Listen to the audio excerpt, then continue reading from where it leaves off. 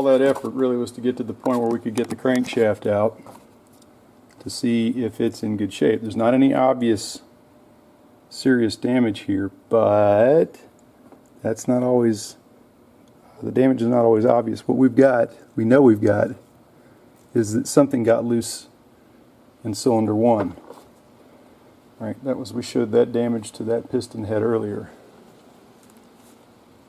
See, so that's bad. That means something got loose in there. And usually what that is some of the material from the shrouds that isolate the balls areas. So that one's good, nothing wrong there. This is back on the PTO side, right? No problem there, no problem here, no problem here. Won't turn. And that's exactly what we expected to see, since that's the number 1 cylinder. The 2 front are good. But so what happened here was this cylinder probably overheated and had some form of seizure that was ignored, or just didn't know what to do with.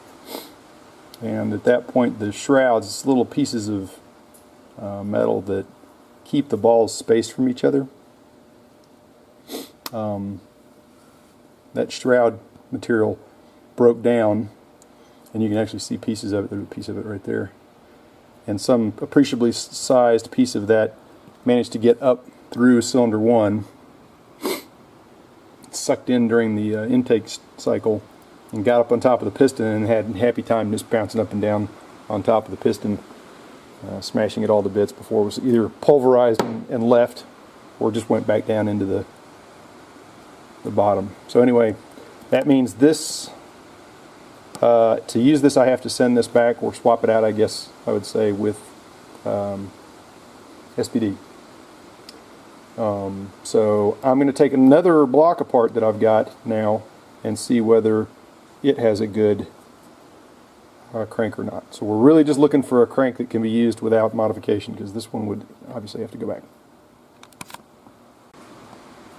Alright, as I was hoping, this is the crank out of this Alabama ski.